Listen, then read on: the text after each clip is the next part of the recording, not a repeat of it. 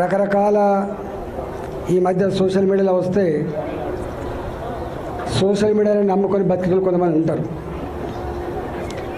అబద్ధాల పునాదుల మీద బతికే వాళ్ళు కొంతమంది ఉంటారు, వాళ్ళ బతికే కుట్రలు కుతంత్రాలు చేసే వాళ్ళు ఉంటారు.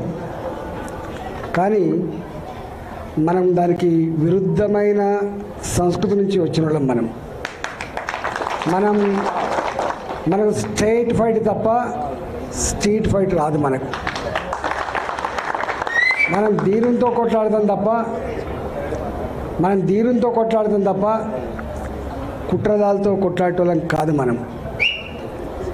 ఈ కుట్రలని, ఈ కుతంత్రాలని మీదికొక మాట లోపలికొక మాట మాట్లాడటం ఏదైతే మీరు అంటున్నారో వాళ్ళ సంగతి తేల్చాల్సిన శక్తి, సత్తా, దాన్ని ఛేదించేటువంటి కర్తవ్యం ప్రజలకు మాత్రమే ఉంటుంది తప్ప మన చిన్నవాళ్ళం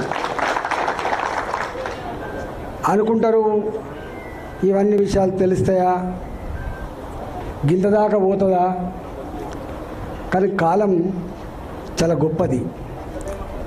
నేను చిన్నప్పుడు ఎమర్జెన్సీ ఎత్తేసిన తర్వాత ఓట్లు వచ్చినాయి. నేను చిన్న పిల్లగాని, ఆనాడు టీవీ లేదు. ఆనాడు కేవలం రేడియో మాత్రమే ఉండే. సెల్ ఫోన్ల కాలం కాదు, పేజర్ల కాలం కాదు, టీవీల కాలం కాదు. ఎవరో ఒక ఇంటికి పేపర్ వచ్చేది. సాయంత్రం పూట మాత్రం ఆల్ ఇండియా రేడియో న్యూస్ వచ్చేది. గా కాలంలో కశ్మీర్ నుంచి మొదలుపెట్టి కన్యాకుమారి వరకు ఆనాటి నియంతృత్వం, ఆనాటి ఎమర్జెన్సీ, ఆనాటి నరమేధానికి వ్యతిరేకంగా ప్రజలు ఎట్లా ఓట్లేసి గెలిపించారో మనం చూసినాం. అంటే ప్రజలు టెలిపతిలాగా కశ్మీర్ నుంచి మొదలుపెట్టి కన్యాకుమారి వరకు ఎట్లా సమాచారం చేరుతుందో, ఎట్లా పదుకున్నట్లు ఓట్లు ఎత్తారో 70 ఏళ్ళలో చూసిన నేను. ఇవాళ ఈ కాలం ఏం కాలమే, ఇది సెల్ ఫోన్ల కాలం. ఇవాళ నేను మాట్లాడుతున్నా, రికార్డు చేసుకుంటాడు. నేను బాజాప్తా యుద్ధం చేస్తాను తప్ప బేజాప్తా యుద్ధం చేస్తాను కాదు. బాజాప్తా మాట్లాడటం తప్ప బేజాప్తా మాట్లాడటం కాదు. సందర్భం వచ్చినప్పుడు తప్పకుండా ఎక్కడ మాట్లాడాలి, ఏం మాట్లాడాలి అవన్నీ చేస్తాం. మనం చరిత్ర లేకుండా వర్తమానం ఉండదు. చాలామంది చరిత్రను అది కాలకల్పనలో కలిసిపోయింది అనుకుంటారు. చరిత్ర అనేది లేకుండా వర్తమానం లేదు.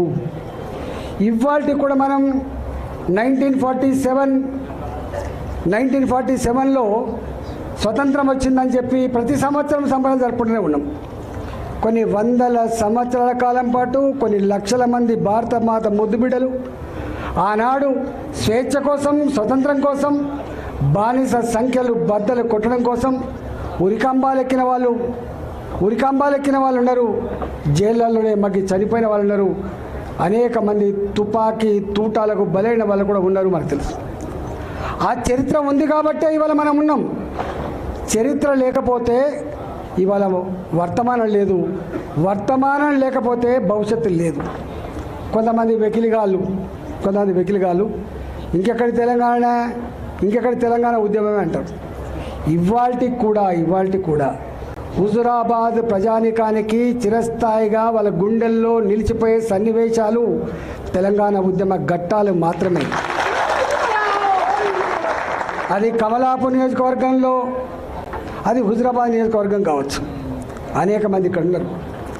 48 గంటల పాటు 72 గంటల పాటు ఉత్తర దక్షిణ భారతానికి రైళ్లు ఆపాలని చెప్పి పిలిపిస్తే మనం సాక్ష్యం కదా, ఫైరింగ్ చేస్తాం, చంపేస్తాం అని చెప్పి బెదిరిస్తే కూడా ఫైర్ చేసుకోవాలి నా కొడుకు అని చెప్పి ఛాతిని ఎదురొడ్డినటువంటి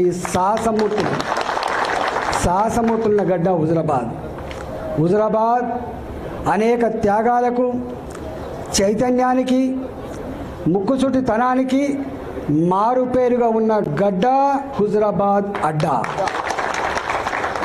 అక్కడ నేను ఎమ్మెల్యే అయినా, అక్కడ నన్ను ఎమ్మెల్యే గెలిపించుకున్నారు వాళ్ళు. ఇవాళ చాలామంది ఇక్కడ ఉన్నారు. ఇంతకుముందు ఎవరు చెప్పారు, సురేంద్రరావు గారు చెప్పారు, 2005లో స్థానిక సంస్థల ఎన్నికలు వస్తే కాపాడింది కరీంనగర్ని, ఆనాటి కమలాపూర్ నియోజకవర్గం గుర్తుపెట్టుకోండి. చాలామంది సద్దులు కట్టుకొని అనేక దిక్కుల ప్రచారానికి పోయిన కరీంనగర్లో ఇదే. 2006లో కేసీఆర్ గారికి ఎన్నికలు వస్తే మళ్ళీ అదే హుజరాబాద్పై కొట్లాడిండ్రు.